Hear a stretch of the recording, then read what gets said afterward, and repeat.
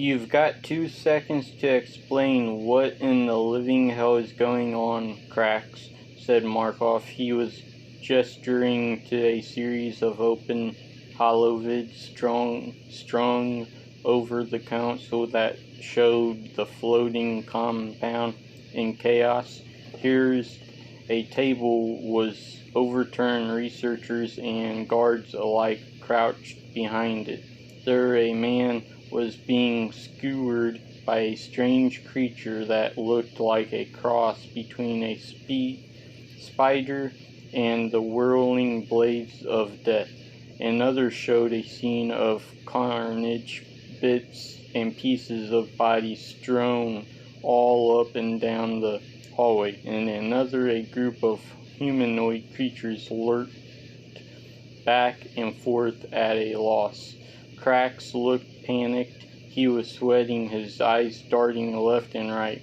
We're being attacked. Monsters of some sort. I don't know who or what.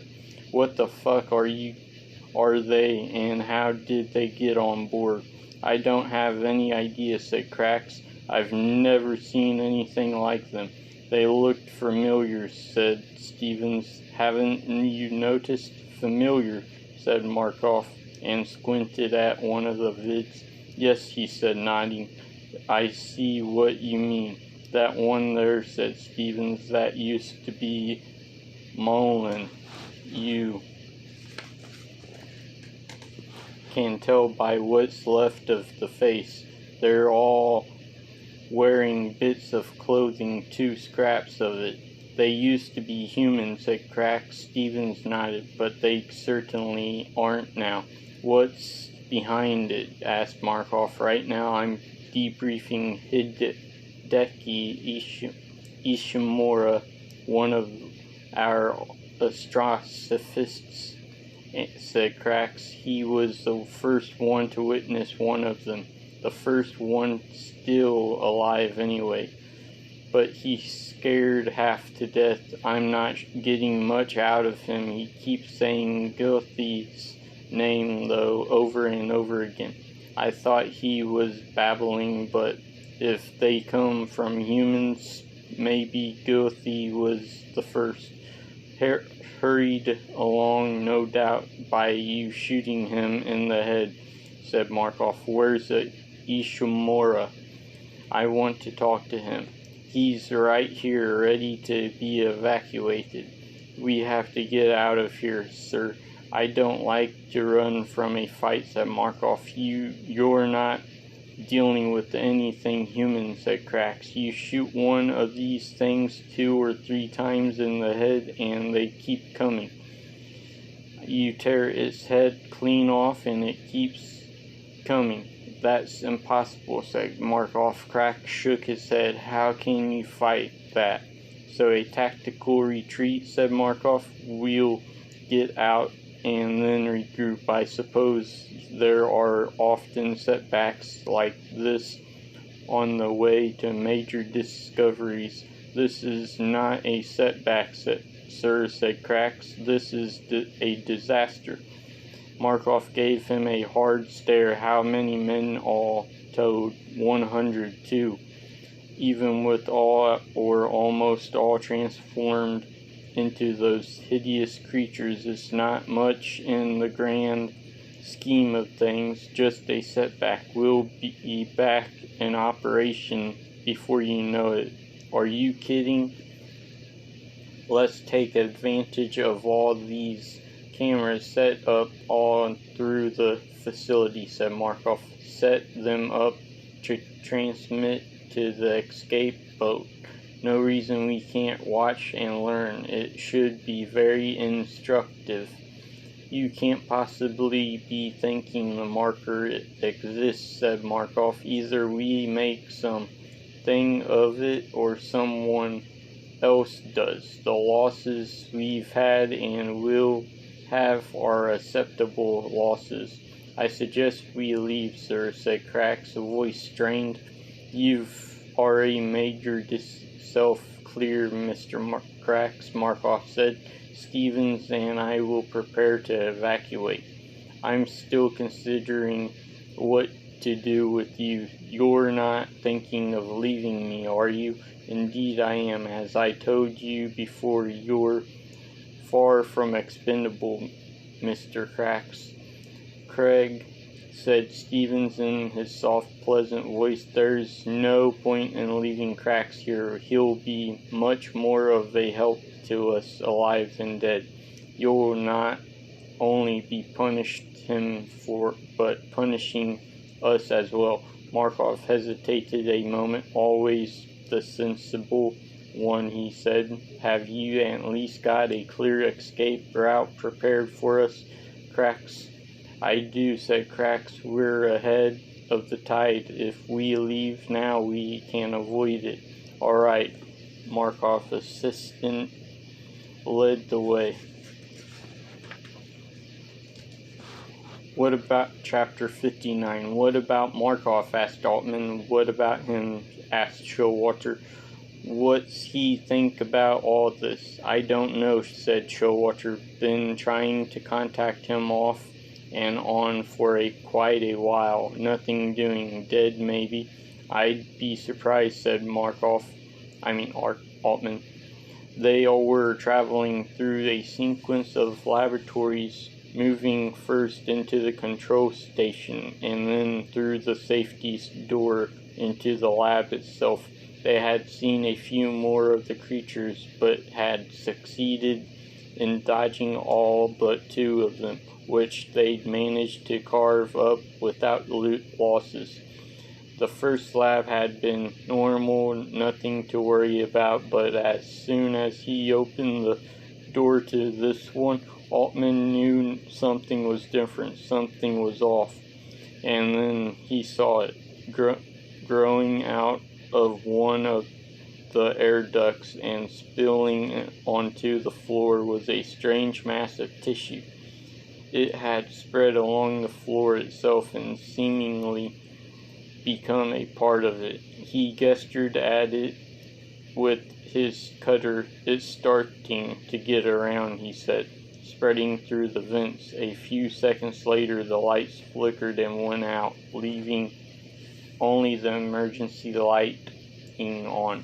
The room now cast in thick shadow. They're getting to the power grid now, said Showalter. We better hurry. They were almost to the door to the next lab when they heard a scuttling in the vents above them. The grill just above them was kicked out and something fell down onto the deck, just missing them. It was formless and pulsing, a kind of mound that at times stretched flat and looked like little more than a puddle. It slid slowly across the deck. As it crossed the floor, it left a sizzling strain inflicted on the deck itself. Anything it touched was either sucked in and disappeared, or was stripped to bare metal. In the slow row of it, Altman glimpsed from time to time a human skull stripped to bone, and even once what looked like a laughing human face. How do you cut the limbs off something that doesn't have any limbs? Asked Furt. It moved slowly toward them, attracted perhaps by the vibration of their voices, or propelled by some other means. It wasn't aggressive. It seemed to have another purpose. As it eased them back, making them feel trapped, Altman began to wonder what it was. It stripped the deck bare, got rid of all features, transfixed. He couldn't help but watch, thinking they were finally out of time. It destroyed everything in its wake, living or dead, and he wouldn't be surprised if, when it did, it grew. How big would it get? Were there any limits? Would it consume the entire world? We should go back, Showalter said. Altman nodded, and they started back toward the door they had come from. Furt was just about to open it, but Altman stopped him.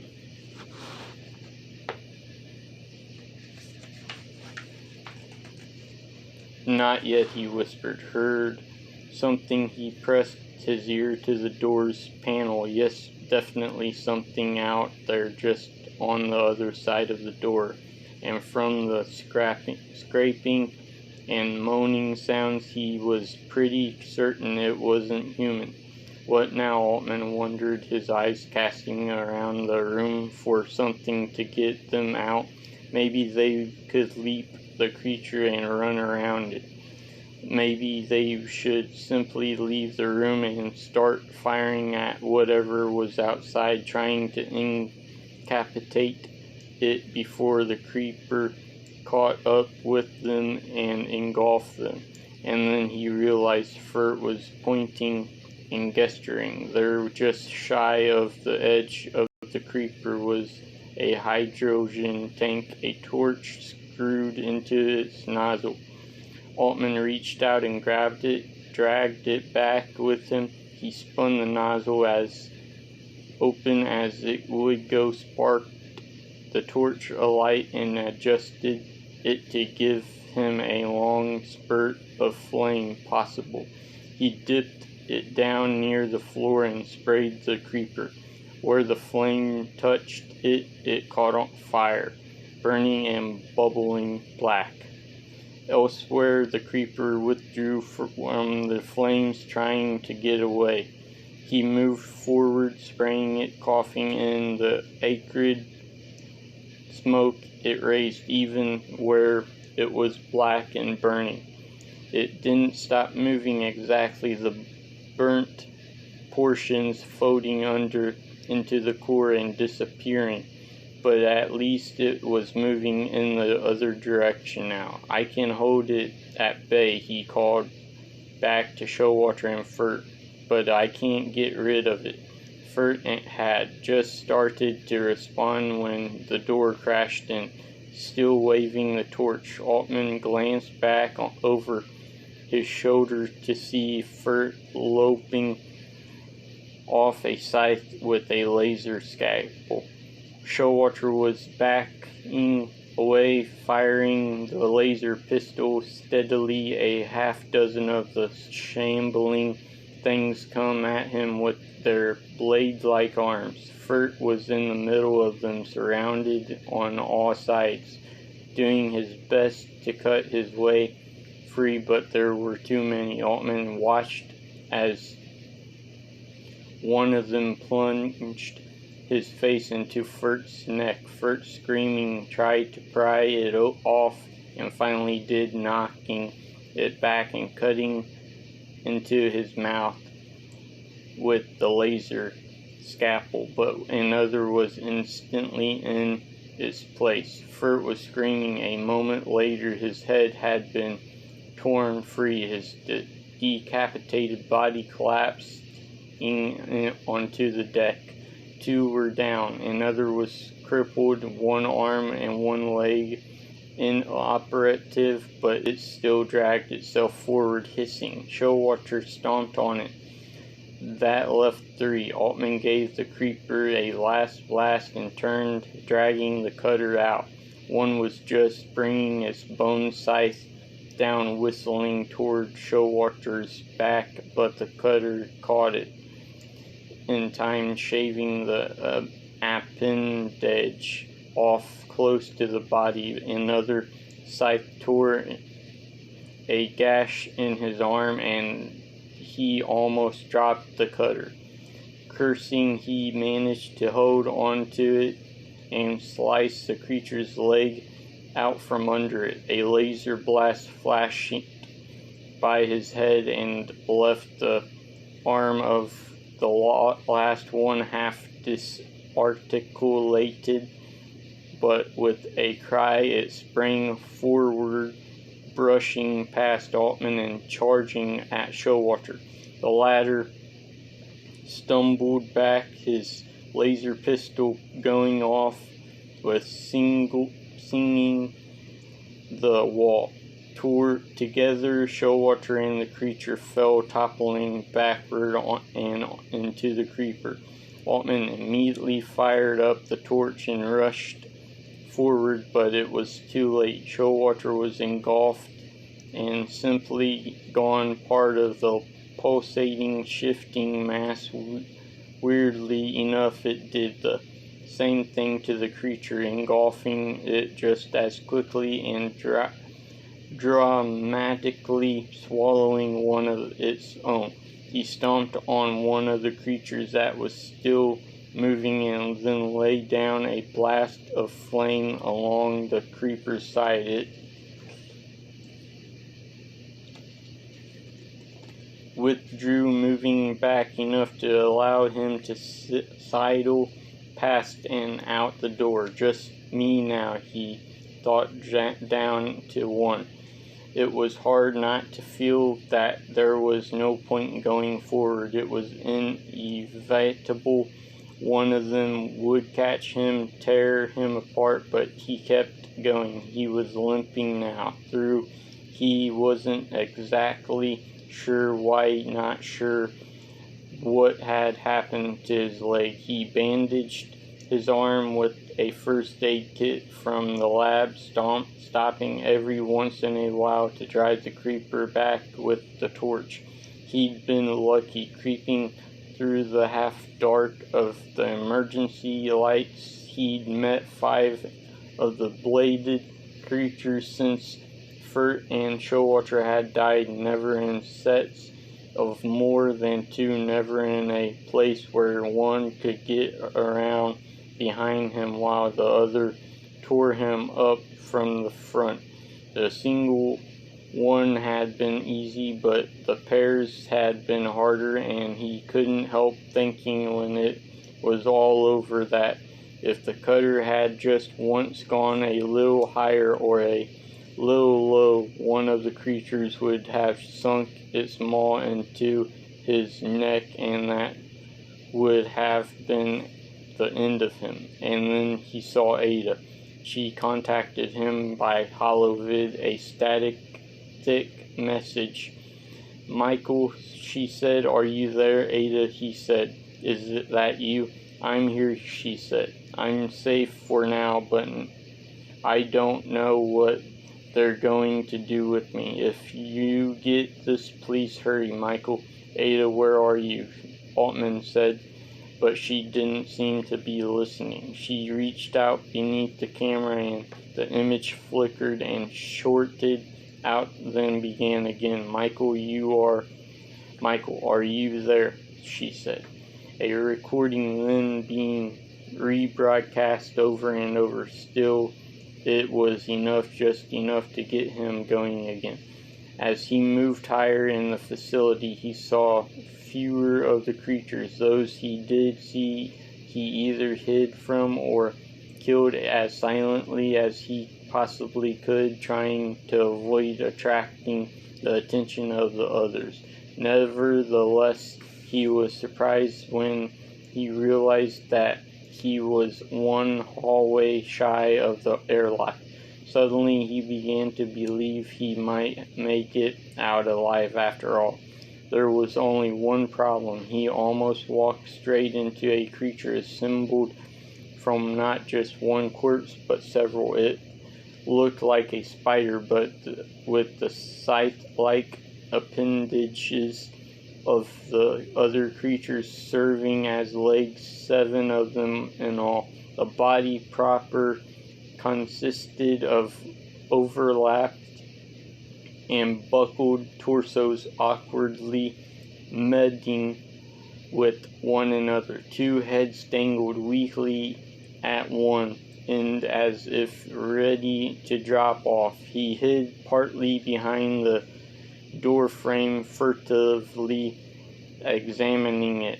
On its underside was a pulsing yellow and black lump, maybe a tumor of some kind. Rush forward, start cutting, he thought. Not much of a plan, but it was all he could think of. He stayed for a long moment, hesitating, and then taking a deep breath, rushed out and at it. It immediately turned to face him and hissed. It scuttled toward him, the tips of its bone-like appendages thunking against the tunnel's floor. But before he gotten close enough to hit it with the cutter, something unsettling happened. One of the heads that had been dangling loose scrambled to the top of the body and launched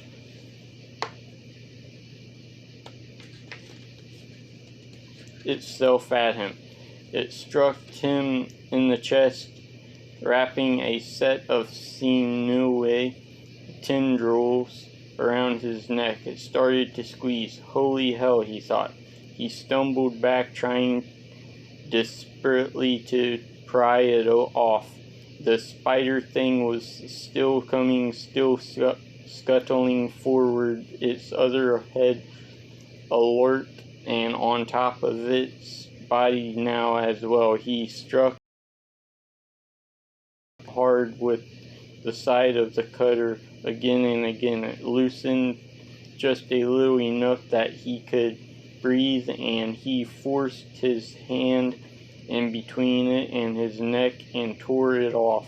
It tried to crawl up his arm and back to his neck, but he held it tight by its wriggling tendrils and didn't let go. The other head launched itself at him, and he batted it down to the ground with the first head stamping it to the pulp.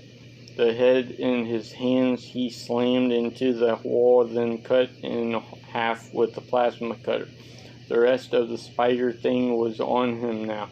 He sliced off the tip of one appendage, and it reared back on its three hind legs and struck at him with the remaining four. He managed to parry two of them successfully and dodged the third. The fourth, having just lost its tip to the plasma cutter, struck him hard but bluntly in the chest. He fell to the floor, the wind knocked out of him. Then he was beneath it as it danced about, trying to skewer him. He cut off one leg, then another, but it didn't seem to hurt its balance. He kicked it hard and knocked it back and scrambled back himself, and then, knowing it would do little good just to buy time, he wiped out the plasma pistol and started firing. The shots flashed off its legs or entered the flesh of the body with a hiss, but hardly seemed to slow it. It was nearly over him again, and he kicked it back with both feet this time, succeeded in turning it off balance, and flipped it over. As it struggled to right itself, he saw again the pulsing yellow and black lump. He fired at it. The lump exploded, the blast knocking him back through the doorway, defending him. Bits of the creature struggling about, including one whole enough to come at him. He stumbled toward it, sectioned it with the plasma cutter. The blast had stressed the corridor, covering the walls with hairline cracks. Stumbling up, he inspected it for leaks, for now it seemed to be holding. Limping, still defending, he moved to the end of the corridor and pounded on the airlock hatch. No answer. "It's Altman," he called. "Let me through." When there was still no answer, he realized there was an easier way and established a comm link to Field through his holopod. Immediately the airlock slid open and he stumbled through.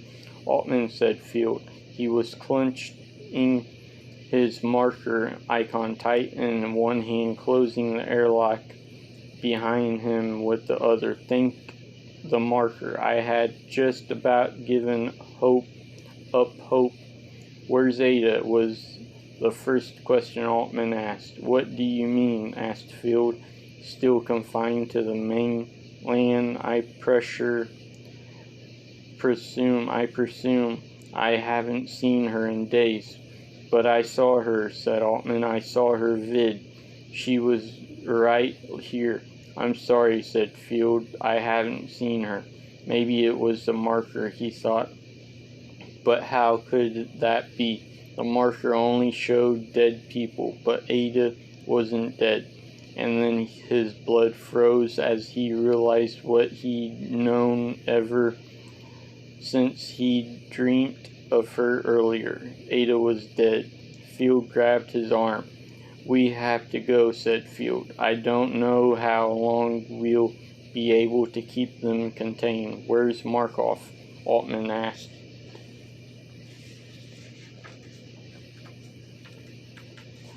"I don't know," said Field. "I think he must have packed up and left. Either that or he's dead. Doesn't matter much to me either way." Altman nodded. "We'll have to come back, you know," said Field. "What?" said Altman. We need to go get help and come back. We have to make sure this is contained. We have to protect the marker." Altman followed him away from the airlock and upward through a series of open chambers and then around a curving corridor to the main dome. They got on the lift and prepared to take it to the top, but it didn't move. "What's wrong?" asked Altman. Field shook his head. "Apparently the lift won't run on the accelerator power," he said. "We'll have to climb after you." Altman slung the cutter over his back and started up the access ladder, Field right behind him. It was a narrow climb, not much room between the ladder and the wall, and it quickly became an arduous one as well. Already exhausted by what he had just been through, Altman found he had to focus on putting one foot in front of the other. Behind him, Field wasn't doing much better. He was wheezing like he was about to pass out. "Everything okay, Field?" Altman called down. "I'll live," said Field. He started to say something further, then made a choking sound and was suddenly cut off. Altman glanced down and saw that Field was being choked by something that looked like a whitish gray snake or a length of intestine. One end was curled tight around the ladder, the other tight around his throat. Field was scrambling at his throat with one hand, trying to hold on to the ladder with the other. Altman started down toward him, shouting, while Field let go of the ladder, both hands on the strangler now. Altman was still clambering down, just heaving the cutter off his back, almost ready to cut the thing in two, but Field wasn't holding the ladder. If he cut through the creature, Field would fall. "Field," he cried, "grab hold of the ladder." But Field didn't seem to hear him. His face was purple now, and Altman saw that blood was leaking slowly from his ears. Altman stretched down and stamped on the end of the strangling holding to the ladder. It squirmed beneath his foot but didn't let go. At the other end it gave a little wrenching jerk and Field's head popped off like a grape, thunking down to the floor below, the body knocking against the wall, and the ladder swiftly followed it. He watched the strangler slither down, moving swiftly and sensuously. When it reached the bottom, it moved in twisting, undulating motions until it reached Field's headless corpse. He watched it prod his stomach, and then one end of it narrowed to a point, and it stabbed through the skin. Slowly throbbing, it forced itself into Field's belly.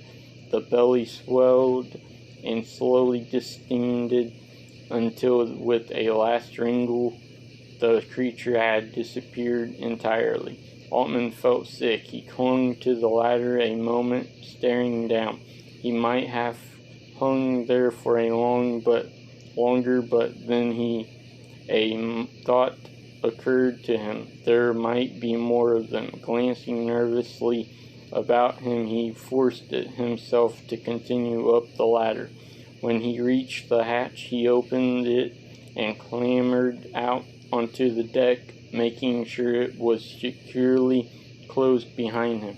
He hoped the creatures wouldn't be capable of opening it, but he didn't know for sure.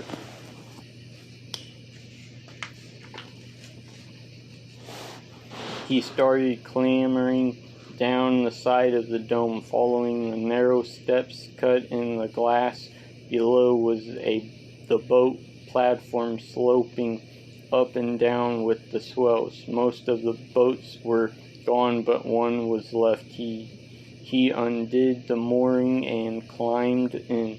The motor started immediately. Only then did it start to seem real, like the might actually get away, like he might actually survive. And then he remembered Field died because he had waited for Altman.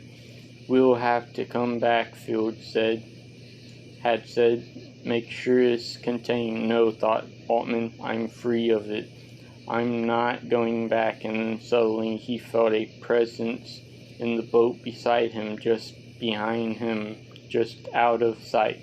He was afraid that if he turned, he would see Field, his head loose in place but not connected to his neck, threatening to fall off at any moment. "Hello, Altman," someone said. "Leave me alone, Field," Altman said. "Are you coming back for me?" Only when he thought of it, it didn't seem exactly like Field's voice. "You're dead, Field. I can't come back for you." "But what about me?" it said. Definitely not Field's voice. It was the voice of a woman now. He turned his head, saw Ada. "Where are you, Ada? Who killed you?" "I'm right here. I need you, Michael," she said. "I need you to finish what you started." He shook his head. "You're not Ada," he said. "You're a hallucination." "It's not finished, Michael. Everyone is in grave danger. You have to stop the convergence." What is convergence?" he asked. "You've seen the convergence," Ada said. "You need to stop it." And then she disappeared. He put the boat in gear and pushed the throttle down hard. Damned if he could figure out what exactly she wanted from him, what it wanted from him. "I'm not going back," he told himself. "I'm not going back," but he already was afraid he would.